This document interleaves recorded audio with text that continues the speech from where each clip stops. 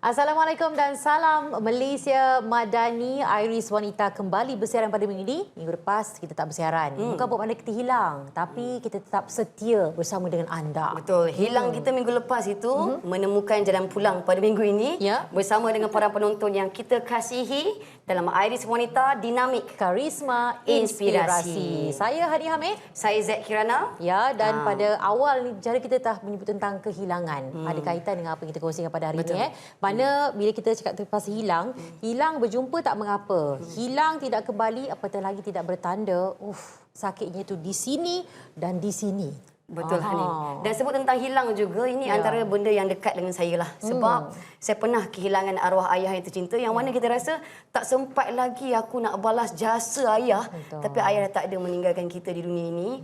Jadi selagi kita ada orang tersayang dekat depan mata kita, hargailah. Benar. Sebab kehilangan ni sebenarnya buat kita belajar untuk terima dan mensyukuri dengan apa yang masih kita miliki. Dan kehilangan juga adalah salah satu cara untuk kita belajar ikhlas tanpa batas. Betul. Sebut ikhlas, redha, nampak senang dan ringkas saja perkataannya. Tapi sebenarnya mungkin memerlukan perjalanan yang sangat panjang untuk kita belajar dan aplikasikan dalam kehidupan. Jadi macam mana kita nak melaluinya dalam redha sebuah kehilangan ini? Ya, mana ini akan kita tanyakan kepada tetamu kita nanti yang bayangkan bukan saja menghitung hari tapi menghitung tahun. Kerana diam tak diam sebenarnya 9 tahun tragedi penerbangan MH370 hilang tanpa jejak yang telah meninggalkan 1000 tanda tanya bukan saja kepada ahli keluarga mangsa tetapi juga kepada kita semua di Malaysia. Yang pada ketika itu anda ingat lagi tak bagaimana kita semua Malaysia bersolidariti, bersatu padu untuk berduka dan juga memberi semangat kepada keluarga mangsa.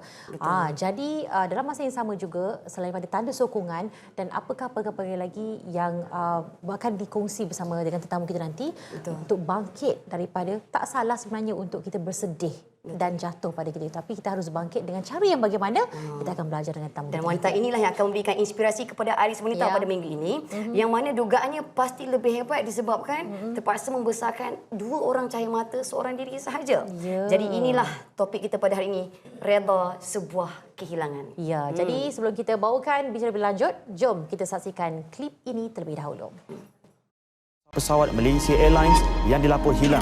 Air traffic control lost contact with the plane about 2 hours. The disappearance of Malaysia Airlines flight MH370. Tower Control, Malaysian 370. Malaysian 370, Level 250, Malaysian. flight number 350.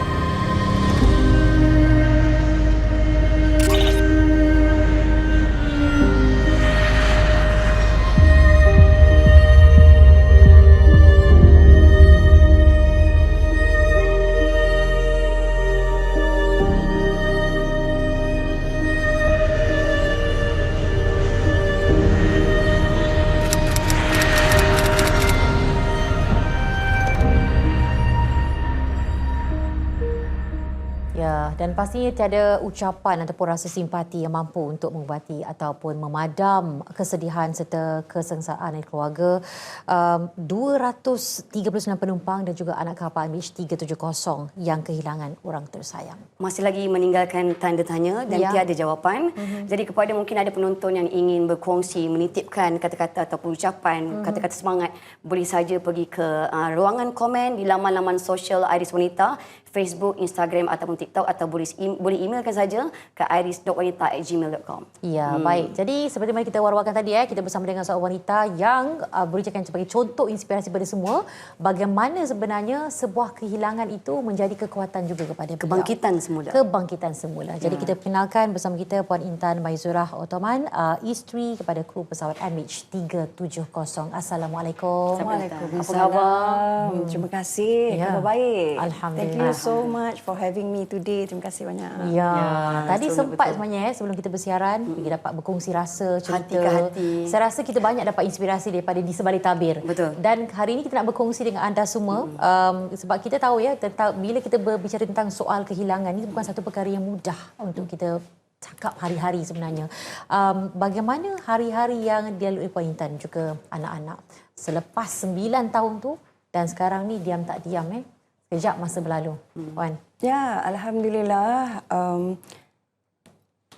Dan anak-anak kan, anak-anak tu dia I mold daripada kecil lah. Macam mula-mula kakak dia lah kan. Of course I mold dia supaya dia pun jadi seorang yang kuat dan juga seorang yang terima keadaan tu. Sebab salah satu cara I buat ialah untuk tidak menangis depan dia.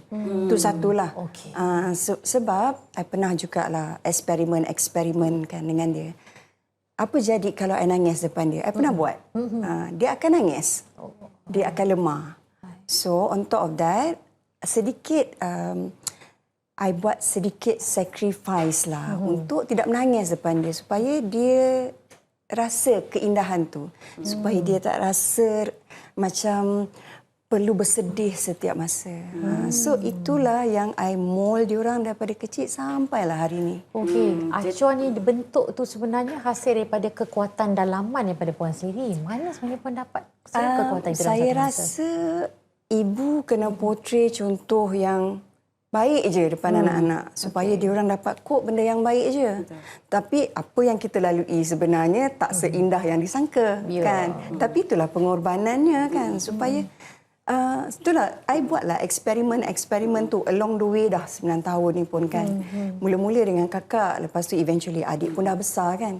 So I buat eksperimen tu. Bila I menangis, diorang akan tanya, "Kenapa mami menangis?" Diorang jarang tengok I bersedih dan menangis. So I rasa ada bagusnya kat situ. Adalah lebih bagus daripada tak bagus dia. Sebab kadang-kadang kita manusia ni perlu je luahkan rasa sedih ke apa. Tapi demi dia orang, I tunjuk lebih banyaklah kekuatan tu daripada kelemahan. Sebenarnya dalam tak sedar, ibu sebenarnya membentuk karakter anak pada masa depan. Betul. Kita dah bentuk pada awal kan. Sekarang I beranilah untuk buat eksperimen yang menangis-menangis tu. Sebab ada je part-part yang I bersedih ke apa kan. I truly menangis depan diorang. Nak tengok macam mana. Nak tengok macam mana, apa jadi, apa perasaan diorang, apa impact dekat diorang kan. They will eventually menangis. So, I macam, tak boleh lah. I tak boleh buat benda ni depan diorang sebab diorang akan sedih. Diorang akan rasa down. So, I rasa no. Sebab itu cara mereka menyampaikan kasih sayang sebenarnya. Saya tak Diorang rasa. macam akan duduk dekat kaki I. Diorang macam, "Kenapa mami menangis?" So, I rasa kalau I terus buat, katakanlah I menangis daripada dulu, I rasa mesti diorang ni membesar dengan cara penuh dengan kesedihan. Ya, betul. Dengan rasa muramnya, dengan rasa downnya, dengan rasa stresnya. So, dulu tak berani nak buat eksperimen tu sebenarnya. Tapi sejak sekarang dia orang dah besar. Kakak pun dah 14 tahun. Adik pun dah 9 tahun. So, now I berani buat eksperimen tu. Dulu I menangis. Ceruk-ceruk almari lah, dalam bilik diam-diam. Depan steering kereta, duduk dalam kereta diam-diam. Now I lebih open lah. Sebab dia orang pun dah di tahap yang memahami kan. Kakak ada tengok kat rumah tu, kakak kena kuat juga. Mami kuat, kakak kena kuat. Ya. And diorang tahu itu yang I sebenarnya nak dalam diorang. Diorang tahu benda tu. Ya. Kalau kita boleh berbicara tentang isu MH370 itu sendiri, yang ini bukan sahaja mendapat liputan orang Malaysia tetapi seluruh dunia dan bahkan ada dokumentari. Dan kita boleh nampak macam mana ada orang mempermainkan isu ini, menjadikan ini sebagai bahan jenaka, bahan lucu. Mungkin ada sedikit pesanan Puan Intan nak kongsikan, berikan kepada mereka di luar sana. Apa yang nak ditinggalkan kepada mereka ni? Kepada yang mereka suka jadikan ini sebagai bahan. Sebenarnya 9 tahun kan dah banyak isu sebenarnya. Kontroversi lah, segala whatever lah. Tapi kita tak trigger lah sebab diorang nak buat, diorang punya research ke, diorang punya story ke, buat je lah kan. Sebab semua yang diorang buat tu tak mengganggu emosi kami. So, apa nak buat kan. So, kita orang tak adalah macam terus, kenapa kau buat spekulasi macam ni? Kenapa kau buat cerita macam ni? Tak ada. Kita macam, tak apalah. Dia nak buat pun sebenarnya. Buatlah. Kan? Tapi until one day, this lady kan, dia gelakkan keadaan itu. Dia gelakkan keadaan yang bahawa mereka tidak kembali dengan delivery yang sangat salah, dengan delivery yang penuh dengan hate. Itu yang I nampak. Sebab I sendiri pun layan stand up comedy kan. I nampak delivery itu sangat benci, penuh kebencian terhadap Malaysia, negara kita, terhadap Malaysia Airlines, kita punya carrier. Bermodalkan tragedi itu. Bermodalkan tragedi itu. On top of that, dia kata masa tu boleh jadi komedi. No, tidak boleh. Sebab you dah sentuh emosi anak-anak I. Kalau dia sentuh Malaysia sahaja, all this while pun banyak sangat dah stand up comedy pasal tu. Bila dia dah sentuh emosi anak-anak I, itu dah melampaui batas, I rasa. Mula-mula, I tengok pagi video tu. I rasa macam, kenapa Macam something wrong. Yeah. It took me sampai ke almost maghrib. I rasa, I have to say something about this. Sebab sebelum ni I tak pernah say anything. Anak-anak pula boleh tengok. Itu dia. Mula-mula I macam, jangan tengok phone. Mula-mula I larang dia orang tengok TikTok. Tapi selepas I keluarkan apa yang I cakap tu, then dia orang tengok malam itu. Dalam pukul 9 lebih, Muhammad tengok. And bila dia tengok, dia macam, Mami, apa ni Mami? I tak cakap tau. Dia 9 tahun, budak dah tahu kan? Lepas tu I tanya dia, Muhammad faham ke apa dia cakap? Muhammad faham. And then dia datang, I panggil dia datang kat I. Dia nangis. I cakap, no. Benda ni is, you kacau emosi anak-anak I. Tak boleh. You tak boleh buat benda ni. So, itu macam uncalled for lah. Unacceptable at any level. You Tak nak ada berlawak. peri kemanusiaan langsung. Tak ada. Dia tak ada rasa empathy, tak apa lagi. Tapi jangan kacau orang. Betul. Jangan kacau emosi orang. Tak boleh. Especially benda-benda they don't land. That is too much lah. I rasa.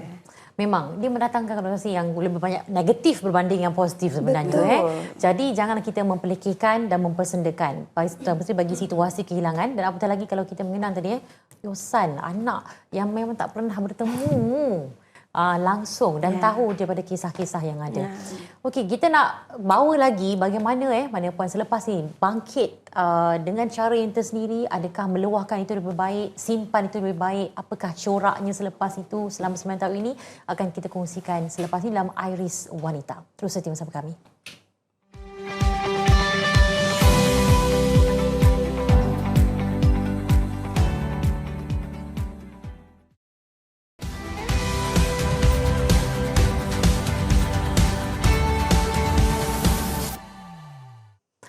Baik, kembali dalam Iris Wanita dan kita masih lagi terus membicarakan berkaitan dengan redha sebuah kehilangan.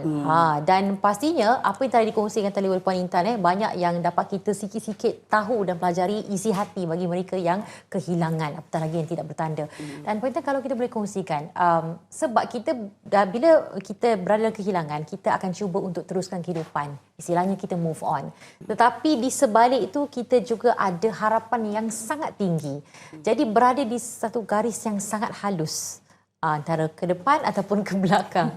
Jadi bagaimana, adakah ia satu perkara yang membebani kehidupan Puan Intan selama ini? Okey, I memang dibesarkan oleh seorang ibu tunggal juga.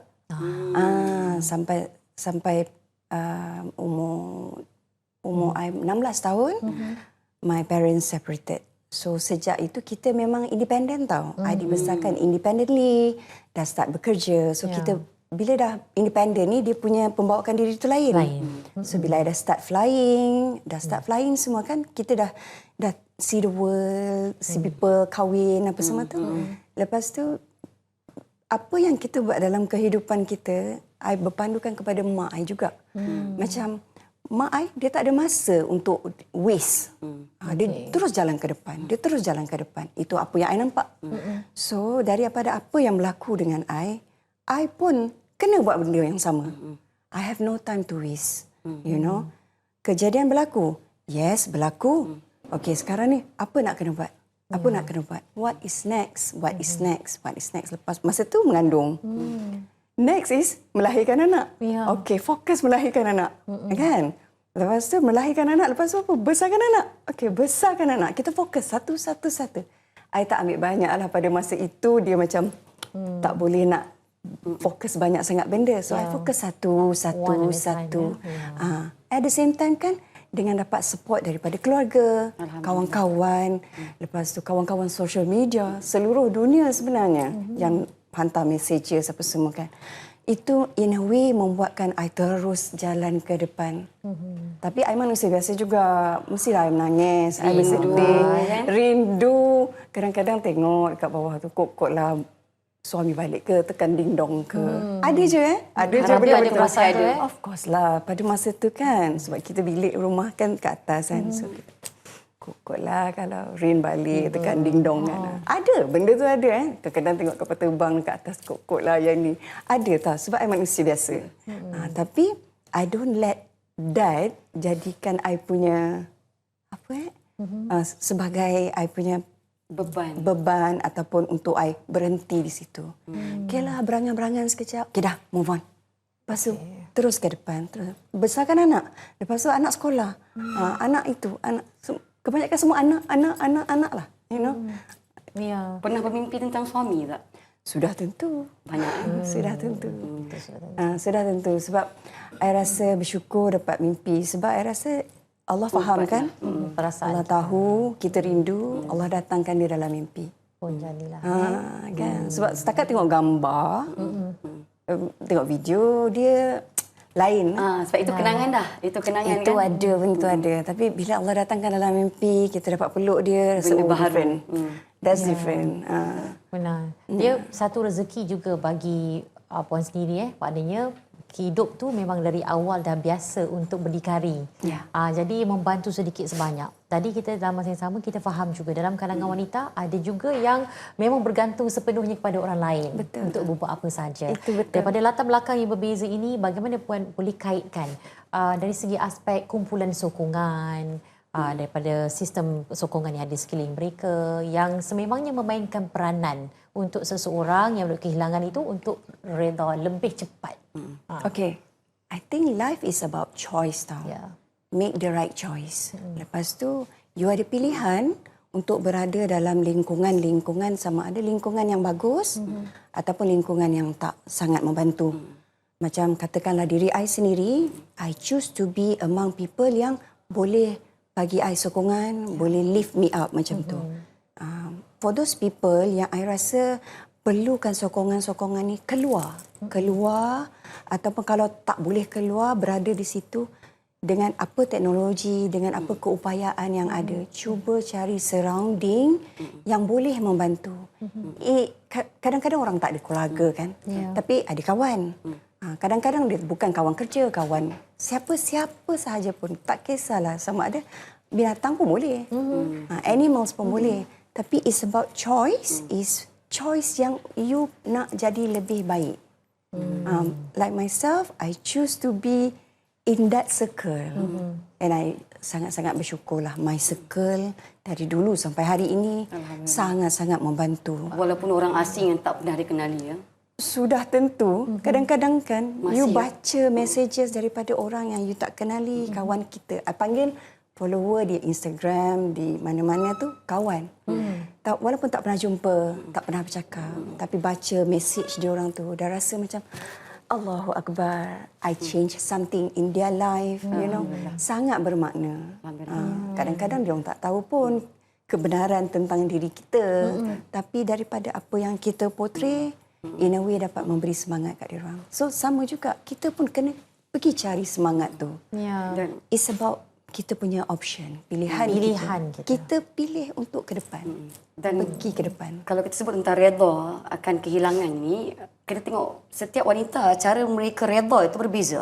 Dan masa untuk pulih juga berbeza. Mungkin kalau ada Puan Intan nak titipkan kepada wanita di luar sana yang mungkin berhadapan dengan cabaran dugaan kehilangan orang tercinta, sebab ada yang sampai sanggup menyakitkan tubuh badan sendiri, sampai sanggup mencabut nyawa sendiri. Jadi cara wanita itu berbeza kan. Iman itu pun berbeza. Mungkin ada pengalaman sendiri yang Puan boleh kongsikan kepada penonton semua. Allahu Akbar, itulah dengan teknologi sekarang dapat je tengok benda-benda tu sekarang kan di alam maya kita ni, through internet kita apa semua. Tapi itulah macam mana nak cakap again, konsep redha tu macam mana yang Puan aplikasikan? Konsep redha ni is all about acceptance tau.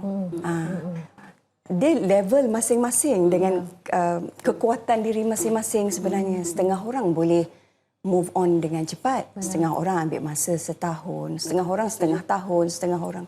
Dia depends level kekuatan masing-masing. Cumanya, pada I, it's all about self-acceptance. You terima, walaupun tak 100%, sedikit-sedikit. Cuba buat tu.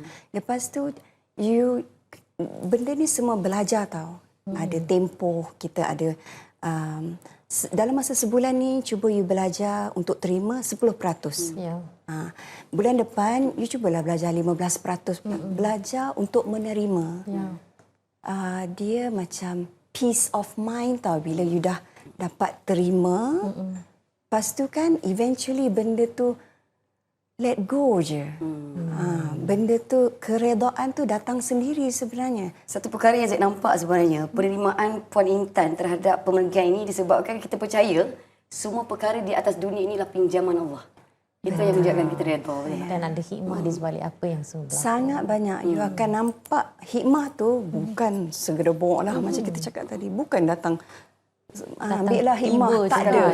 Dia bukan hikmahnya datang hikmah. Dia satu proses yang panjang. It's a process forever sampai kita hujung nyawa. Tapi along the way you dapat tengok anak-anak you sihat, hikmah tu. Anak-anak you dapat baca ABC, hikmah. You dapat berada dekat sini, hikmah. You dapat mengubah nasib orang yang tengok kita pun, hikmah. Apa sahaja positiveness yang you dapat tengok sekeliling you, itulah hikmahnya. Accept. You terima apa yang terjadi dekat diri you. Terima tanpa you persoalkan balik. Itulah redha sebenarnya kan. Tapi bukan senang. Tapi ia mengambil masa. You kena belajar lah. Benda tu is a process. Life is a process kan. So 10% minggu ni ataupun tahun ni, tahun lama sangat. Bulan ni. Bulan depan 15% lagi. Lepas tu another 15% lagi. Slowly. Eventually akan datang. Betul. Dan istilahnya slowly but surely, insya-Allah. Surely but surely. Ya, sebab bila dalam masa yang sama kita selain pada kita harus menerima keadaan dan juga redha, tapi kita jangan nafikan perasaan kita yang kadang-kadang kita rasa down, sedih. Ada ketikanya. Tak mengapa. Betul Puan? Kita manusia. It's okay, manusia biasa. Ya, kita manusia. Kita harus raikan perasaan kita sebenarnya. Tapi jangan pernah berhenti di situ, maknanya bangkit balik. Jalan je. You jalan je. Along the way tu, you akan stumble. You stumble, you bangunlah balik. Itulah kehidupan. Itulah kehidupan kita. It's a process kan. Kita belajar. Along the way tu, kita tak ada notebook tau. Tak ada. Kita tak ada notebook. Kita tak ada rujukan. Tapi along the way tu, you akan belajar. You jalan, you jatuh. You jalan, you jatuh. Jatuh jangan duk jatuh forever. Jatuh, you bangunlah. Jalan lagi. Jatuh, you bangun. Jatuh, bangun. Lepas tu, teruskan kehidupan you. Ya. Inilah ikon wanita Malaysia Madani yang harus ada sebenarnya. Benar sangat tu. Jadi diharapkan anda yang sedang melaluinya memang besar situasi dan yang lebih hebat. kurang sama kita jadikan Puan Intan apa yang disebutkan, apa yang dikongsikan sebagai satu inspirasi untuk kita bangkit daripada kehidupan kita yang sekarang ini. Yang anda rasa anda lemah, anda rasa anda jatuh, jangan, bangkit dengan kadar yang segera. Okey, redha sebuah kehilangan itu sudah pasti, tapi yang sama terus bergerak ke hadapan. Semangat jangan pernah hilang. Ya, jangan pernah hilang. Baik, kita ucapkan banyak terima kasih pada penonton bersama kita pada waktu ini ya dalam Iris Wanita. Terima kasih kerana terus memberikan inspirasi kepada semua. Jangan lupa untuk terus follow media sosial, TikTok dan sebagainya daripada Puan Intan untuk dapatkan kata-kata motivasi tersebut. Okey. Jadi itu saja untuk minggu ini. InsyaAllah jumpa lagi pada minggu hadapan dalam Iris Wanita. Saya Zaid Kirana. Dan saya Hani Hamid. Kita jumpa lagi. Assalamualaikum. Bye.